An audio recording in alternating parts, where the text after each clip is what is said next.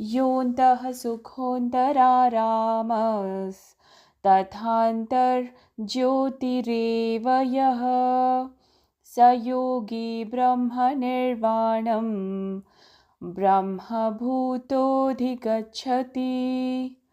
जो अंतर्मुखी होकर सुख का अनुभव करते हैं वे भगवान को प्रसन्न करने में ही आनंद पाते हैं और आत्मिक प्रकाश से प्रकाशित रहते हैं।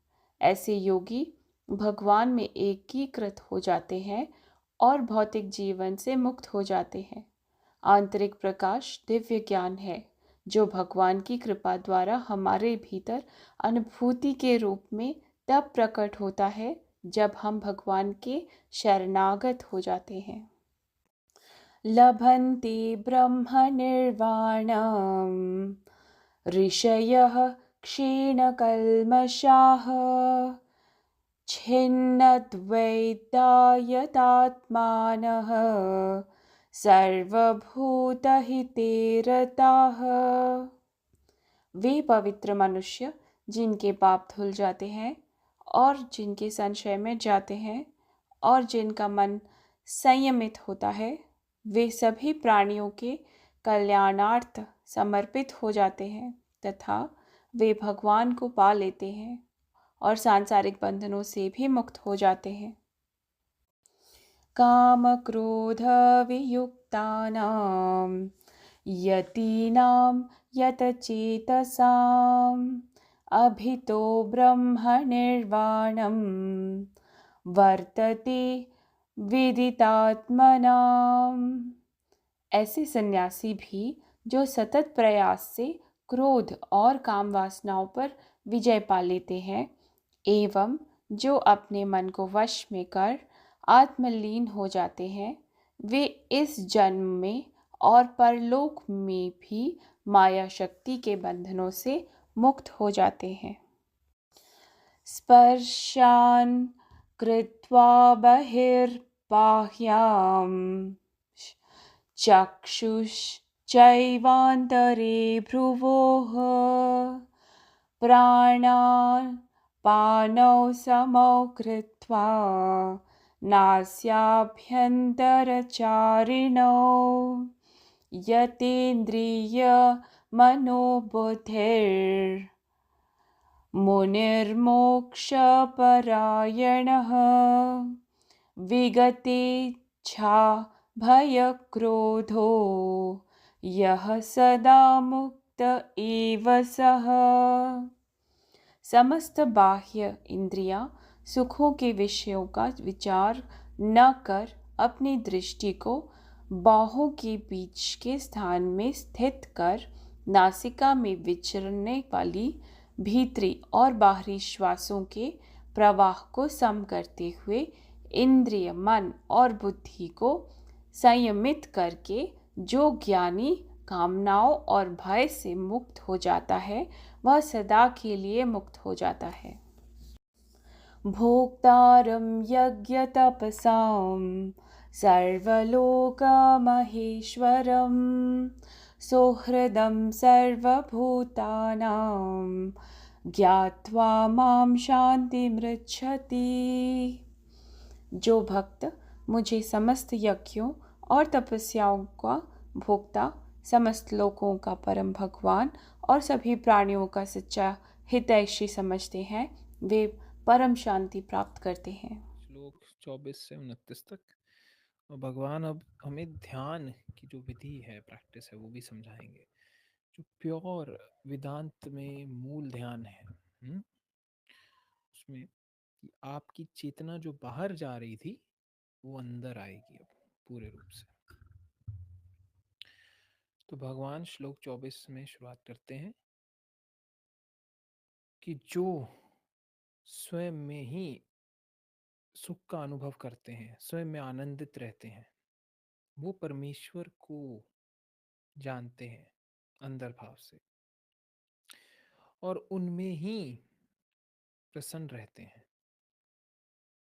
वो जानते हैं प्रभु मुझसे अलग नहीं है, हमेशा वही ही है, हर रूप में मुझ में भी वही है।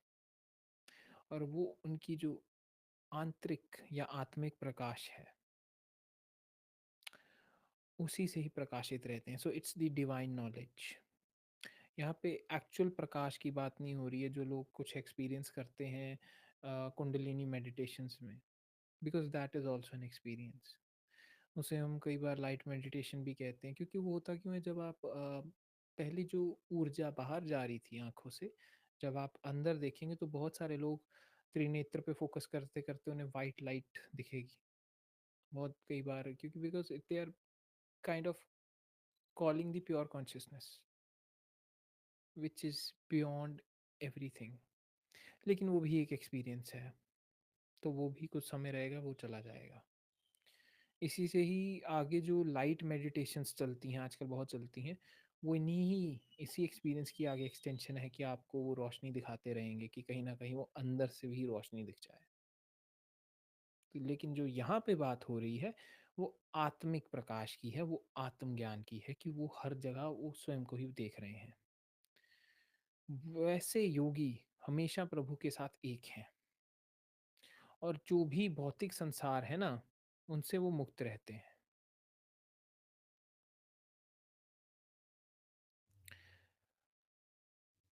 भगवान कहते हैं कि ऐसे जो व्यक्ति हैं वो हर समय ही यूनाइटेड है उस एक के साथ। और आगे वही समझा रहे हैं कि आंतरिक प्रकाश दिव्य ज्ञान ही है जो भगवान की कृपा द्वारा हमारे भीतर अनुभूत अनुभूति के रूप में तब प्रकट होता है जब हम भगवान के शरणागत हो जाते हैं। रियलाइजेशन हमेशा अपने आप है और कॉजलेस है, अकारण है। ये तब है जब आप पूर्ण तरीके से मिल गए हैं प्रभु में, और वो मिला भी जो हो रहा है वो प्रभु की कृपा से ही हो रहा है, उसमें हम कुछ नहीं कर रहे हैं, हम है ही नहीं।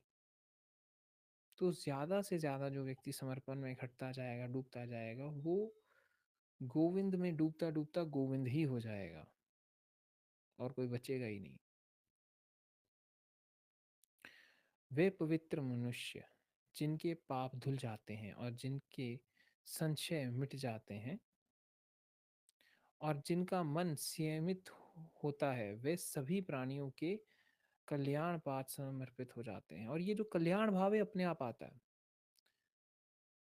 क्योंकि हर जगह उसी को ही देख रहे हो। जो आनंद होता है ना, ये बांटना, मतलब आप कहते हैं ये इच्छा जो होती है ना बांटने की, अपने आप होती है। अभी मैं जो एक गीता सेशन लगा रहा हूँ, ये जो पूरा चैनल चल रहा है, इतने लोग हैं, वो क्यों है? कारण यही है कि जो चीज, जो दिया जला वो और भी जले,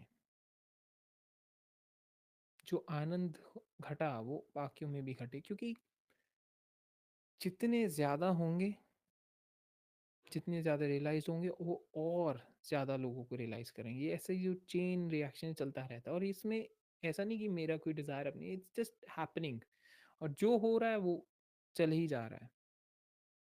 और वहाँ पे कल्याण भाव हर किसी का है, सिर्फ मनुष्य का नहीं है, पशुओं का भी है, पेड़ पौधों का भी है, हर एक चीज़ का है। और वो व्यक्ति सांसारिक बंधनों में नहीं बंधते हैं। इसलिए कई चीज़ें होती हैं जो हमें बहुत अजीब लगती हैं कि ऐसा क्यों कर रहे हैं, वो उनके लिए उनकी दृष्टि से कुछ भी नहीं है। अगर हम भगवान श्री कृष्ण के जीवन को ही देखें तो बहुत सारी ऐसी लीला मिलेगी जो एक प्रैक्टिकल लॉजिकल इंसान सही नहीं कहेगा, लेकिन लीला है, खेल है, बंधे नहीं हुए हैं, वो खेल की तरह ही ले रहे हैं। इसलिए जो व्यक्ति ऐसा है वो, उनके टेस्ट बहुत लोग लेने आते हैं, क्योंकि वो मानते नहीं। मन जो होता है ना, ईगो होती है हमारी, वो हमेशा ऐसे होती है कि ये तो झूठ बोल रहा है, ऐसा नहीं हो सकता, ये तो व्यक्ति कुछ पक्का या तो ड्रामा कर रहा है, मजाक कर रहा है, ऐसा कैसे हो सकता है। बट आप समझिए कि ऐसा किया जा नहीं रहा है, ये जो हो रहा है, जो मजाक होता है उसकी सीमाएं होती हैं।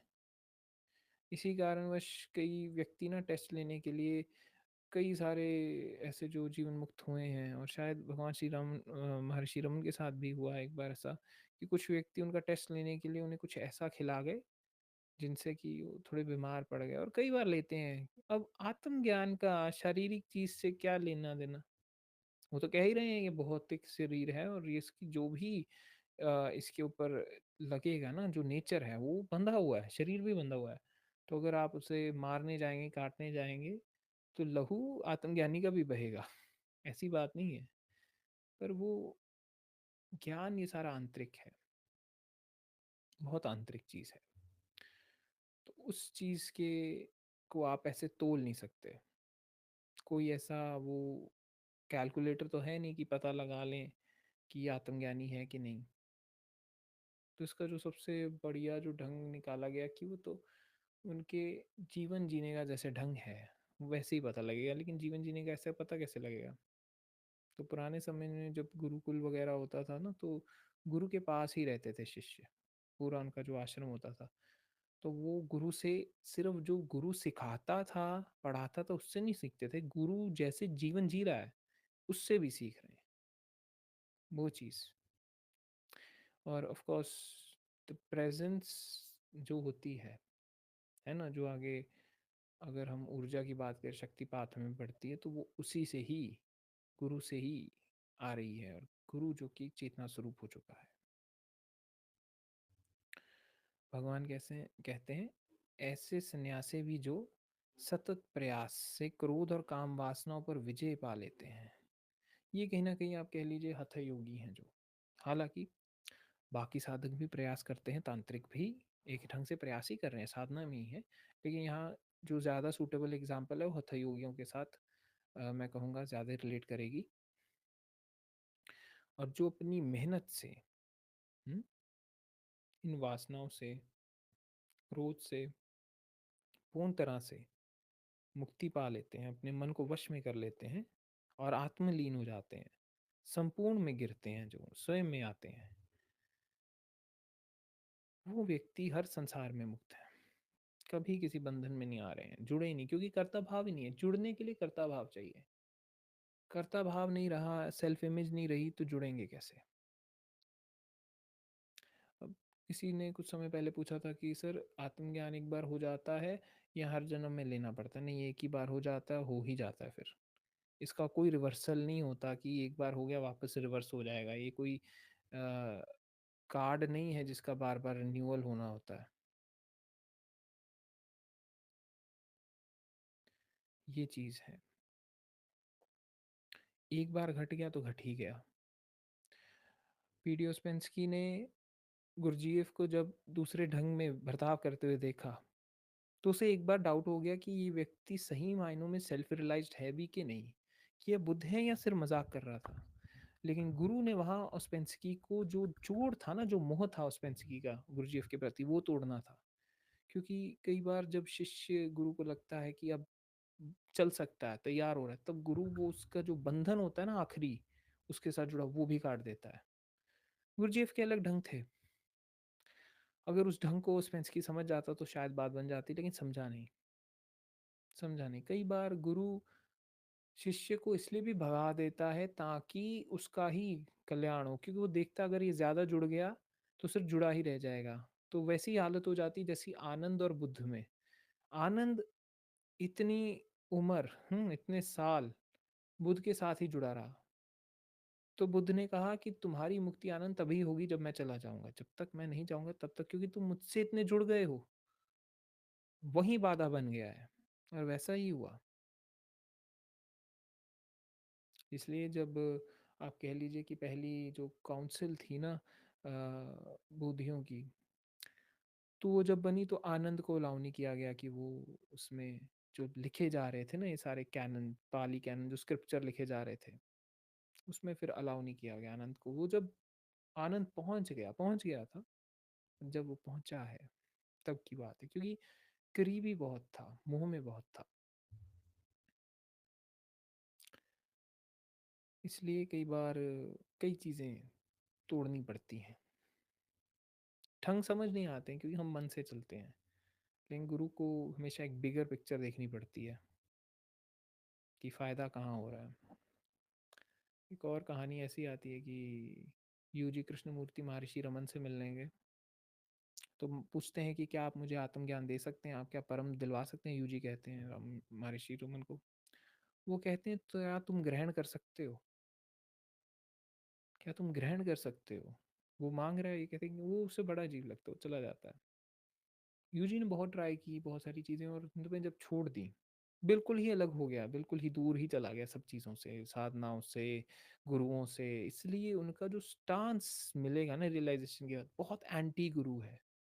आप उनकी कोई किताबें पढ़े, कुछ पढ़े, वो बिल्कुल विरोध ही कर रहे हैं पूरी की पूरी साधनाओं का, स्पिरिचुअलिटी का।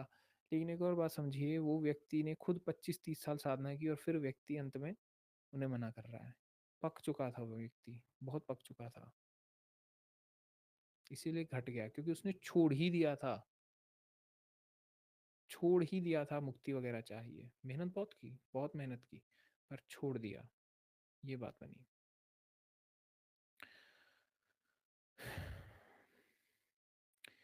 तो भगवान कहते हैं, जो सन्यासियों ने,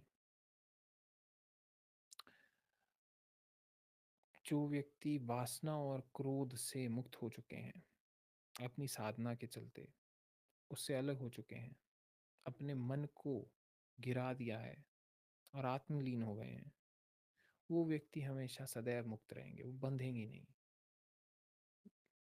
तो साधनाओं का भी असर तो होता है, हर एक चीज़ का फायदा है, चाहे वो साधनाएं हो, समर्पण हो, दोनों इकट्ठे चले तो बहुत ही बढ़िया है। भगवान आगे श्लोक 27 और 28 में वो परम ध्यान के बारे में बता रहे हैं, जिसमें हम ध्यान केंद्रित करते हैं अपना त्रिनेत्र में,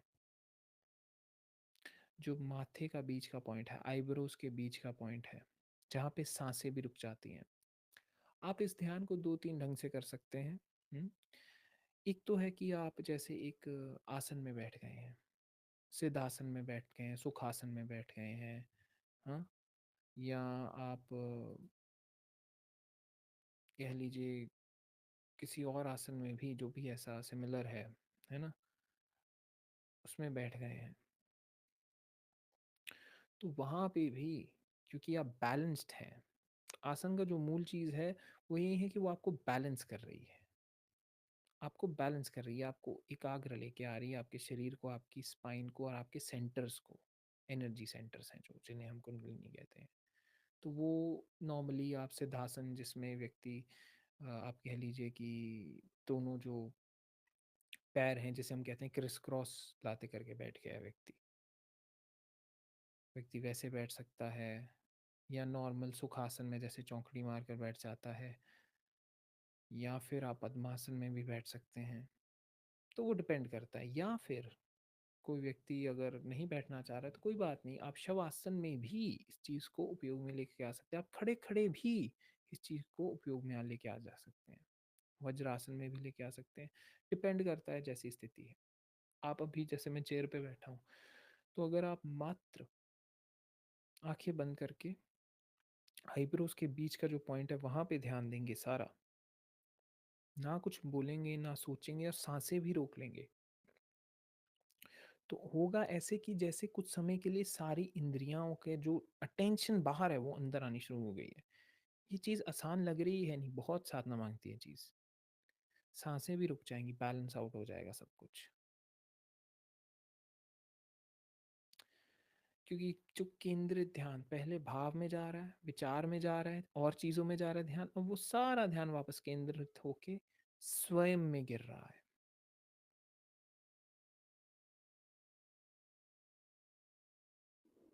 तो आप मौन में बैठ सकते हैं।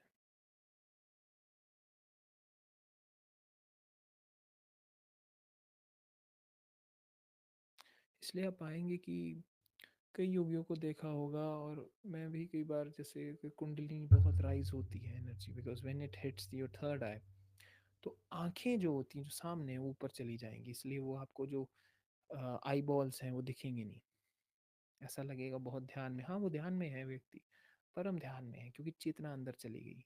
ऐसा होता है जैसे बाहरी आंखें जो बाहर देख रही थी वो अंदर देखने लग गई। बट इस चीज़ों का ऑफ कोर्स बहुत साधना चाहिए। जिसने बिल्कुल भी कोशिश ही नहीं की कभी, उसके लिए बहुत कठिन होगा, बट धीरे धीरे आप इसमें भी कर सकते हैं। अगर ये नहीं करना तो आप एक और चीज़ कर सकते हैं कि आप अपने नोज़ की टिप पर भी ध्यान दे सकते हैं, सेम इफेक्ट आएगा। पर होगा क्या कि आप अगर ऊपर दें, तो इसके नोज के टिप के बाद अगर आप आंखों के बीच में दें तो और ज़्यादा इफेक्ट आएगा, क्योंकि कॉन्शियसनेस जो चेतना है वो हर जगह अटेंशन शिफ्ट कर रही है। अगर मैं किसी चीज़ को जान रहा हूँ क्योंकि मेरी अटेंशन है, किसी चीज़ पे ध्यान है तो मैं उससे जान पा रहा हूँ। अब जैसे खेलते खेलते चोट लग जाती है, लेकिन कई बार खेलते खेलते पता नहीं लगता क्योंकि ध्यान ही नहीं गया। जब खेल के रुके, बॉडी आराम से ठंडी हुई, पहले गर्म थी, तब देखा तो तब दर्द भी होनी शुरू हो गई क्योंकि ध्यान ना चला गया। तो इस जो ये मेडिटेशन प्रैक्टिस बताई जा रही है, इससे वो जो ध्यान बाहरी चीज़ों पे केंद्रित है वो अंदर आएगा, अंदर घटेगा। क्योंकि बहुत सारी एनर्जी हम बाहर जो देख रहे हैं वहाँ पे जाती है, जो सुन रहे हैं वहाँ पे जाती है, चल रहे हैं, बोल रहे हैं, हर जगह से चल रही है। सांसें ले रहे हैं, इसलिए सांसें भी रोक दी जाती कि प्राण जो अंदर बाहर चल रही थी वो केंद्रित हो जाए और वो सारी अंदर प्राण शक्ति चेतना में वापस आए। शक्ति और शिव अलग नहीं है। तो इस प्रैक्टिस से जो ऊर्जा है कुंडलिनी की वापस शिव में स्थित होने जा रही है। शिव यानी चेतना, शक्ति यानी प्राण, ये जो सारी एनर्जी मूवमेंट चला रही है वो अपने सोर्स में वापस जाएगी। और जो व्यक्ति ऐसा कर लेता है वो इच्छाओं से मुक्त हो जाता है, भय से मुक्त हो जाता है, क्रोध से मुक्त हो जाता है और स्वयं हमेशा हर पल मुक्त जीवन में ही रहता है, मुक्ति को ही प्राप्त कर लेता है। लेकिन ये एक ढंग है कहने का। This is the practice part, जो भी साधना में है, जो साधना में है। क्योंकि आप ध्यान लगा भी लें, महीना ध्यान लगा लें, ठीक है, साल लगा लें, तो भी कोई गारंटी नहीं है कि सेल्फ रियलाइजेशन हो जाएगी। जैसे कोई व्यक्ति अगर मान लीजिए निर्विकल्प समाधि जिसे कहते हैं, बहुत घंटे ध्यान में चला गया, सांसें भी रुक गई, बैठ गया सालों के लिए, 1000 साल के लिए, तो भी कोई गारंटी नहीं है सेल्फ रियलाइजेशन घटेगी। बट देर आर चांसेस, इसीलिए समाधि का उपयोग किया जाता है, उसे लेके आया जाता है, ज़्यादा समय तक ध्यान लेके आया जाता है ताकि केंद्रित हो सके। तो आप परमेश्वर के ऐसा समझ लीजिए द्वार पे हैं लेकिन द्वार भी खुला नहीं, और जिसका खुलना होता है वो प्रेम से ही खुल जाता है, जिसका कई बार नहीं खुलना तो वहाँ कई बार ध्यान से भी नहीं खुलता है।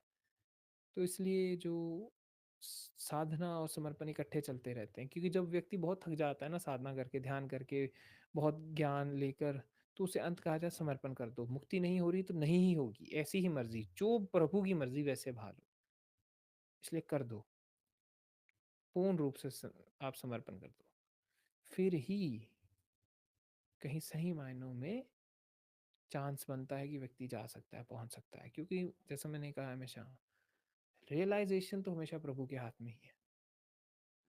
किसकी होगी, कब होगी, ये सब उसके हाथ में है। उसके अलावा ना कभी कोई कुछ कर रहा है, ना कोई कुछ कर सकता है। भगवान कहते हैं जो भक्त मुझे समस्त यज्ञों और तपस्याओं का भोगता, समस्त लोगों का परम भगवान और सभी प्राणियों का सच्चा हितैषी समझते हैं, वे परम शांति प्राप्त करते हैं। कि जो जानते हैं कि सभी जो यज्ञ हुए, जो सभी समर्पण भी हुआ वो भी प्रभु ने खुद ही किया, जो तप किए वो भी प्रभु ने ही किए, और जो जानते हैं कि हर रूप, हर जितने भी लोक हैं उन सबके एक ही वो परम है, वो एक ही परम भगवान है, और सबके, हर एक व्यक्ति के हितैषी हैं, हर एक जीव जंतु के हितैषी हैं, हर एक चीज के हितैषी हैं, वहीं ऐसा व्यक्ति ही परम शांति को प्राप्त होता है।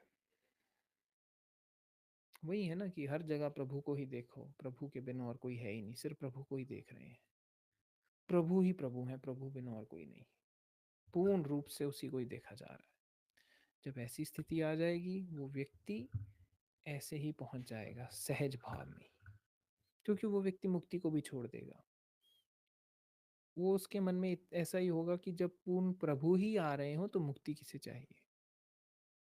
भक्तों का जो अंत होता है वो मुक्ति नहीं होता, भक्तों का अंत होता है गोविंद, उन्हें तो प्रभु चाहिए उनके। जैसे भक्त प्रहलाद को कोई मुक्ति का कहे तो वो कहेंगे वो क्या, उन्हें तो गोविंद चाहिए, उन्हें तो उनके प्रेमी चाहिए, वो तो हर जगह ही गोविंद को ही पा रहे हैं। और जब ऐसी स्थिति होती है तो फिर गोविंद आते हैं नरसिंह अवतार में। यही स्थिति है। और यही जो पूरी बात है चैप्टर 5 की, वो आज हमने पूरी डिस्कस की, और जो भी मेडिटेशन प्रैक्टिसेस की वो भी हमने समझी।